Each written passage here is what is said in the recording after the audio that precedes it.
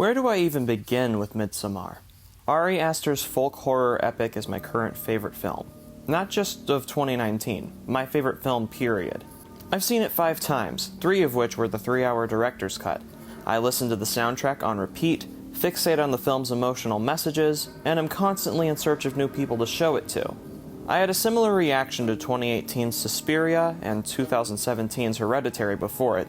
What sets Aster's new project apart from those films isn't just its near-constant daylight setting, we'll expand on that, but also its mature treatment of breakups. Plus, it has the happiest ending out of the 3. Yep, I said it, this horror movie has a happy ending. Sort of. We'll expand on that too. Warning, spoilers lie ahead. If you have not seen Midsommar, I highly recommend it, even if you're not into the whole horror thing. It's a disturbing, gripping, beautiful film with a lot to say about the toxic people in your life. That said, let's get on with it. Trust me.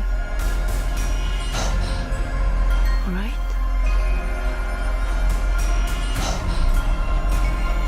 Coming off the heels of Hereditary, Aster had a lot to live up to. After such a real, raw family drama with some of the most unsettling images put to celluloid, I'm still afraid to find a naked old person standing in my living room at night. I was hungry for the next release, which would cement him as more than just a one-hit wonder. It certainly came, but not in the package I was expecting. Hereditary was a beast of constant motion and rampant pacing. Midsommar was deliberately slow. Like, after one hell of a gut-punch intro, it takes well over an hour for the horror set pieces to come into play. Hereditary was dreary, visually dark, and while not afraid to play with daylit settings, maintain an aesthetic built on shadow play to reintroduce the audience to their childhood fear of the dark. Midsommar, on the other hand, features only 1 or 2 brief, scary scenes at night, one of which is just a character's nightmare. Otherwise, its horrors sit out in broad daylight, juxtaposing some really f***ed up shit with colorful floral arrangements in Sweden's near-constant sunlight. While Hereditary featured 0 cheap jump scares, thank Christ, it was a decidedly jumpy experience. In Midsommar, half the time our main characters are tripping absolute balls. As they experience their situation in a daze, the audience is left with a mounting sense of dread rather than a series of whiplash horrors. It's a film where a bunch of 20-somethings go on a trip to visit an isolated pagan cult. We know it's not going to end well. The beauty of Midsommar lies in waiting for the pin to drop. We know they're royally screwed. It's all just a matter of unraveling the mystery of how and why.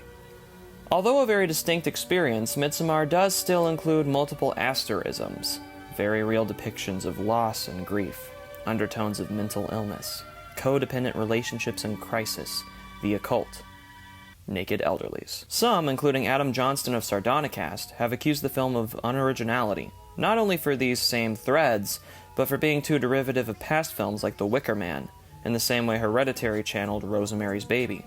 While the connections to these past films are undeniable, I would argue that they invented the tropisms of the horror genres that Ari Aster's films channel. How could a folk horror film about culture shock and human sacrifice not pull from The Wicker Man? It's the granddaddy of all those things in film. Plus, at the end of the day, Aster uses these horror inspirations as icing on the cake. His films are more about the human themes than the spooky concepts that give them a voice. Midsommar is, at its core, a breakup film. How many other breakup films can say they feature acid trips, pubic hair love potions, breathing flowers, that's flowers that breathe, and a 9-person sacrificial ritual which ends with the dump E sewn into a hollowed-out bear carcass and burned alive? As a folk horror film, that's standard issue stuff. As a breakup film?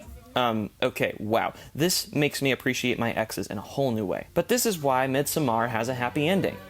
Danny, who we've been rooting for this whole time, gets rid of this toxic guy in her life. And the last shot is her smiling wide because she's found a family in this cult that supports her where he didn't. She's saying goodbye to the past and hello to a promising future. Even though there's a lot of f***ed up shit that had to bring her there, and we know that this cult is like a bunch of frauds.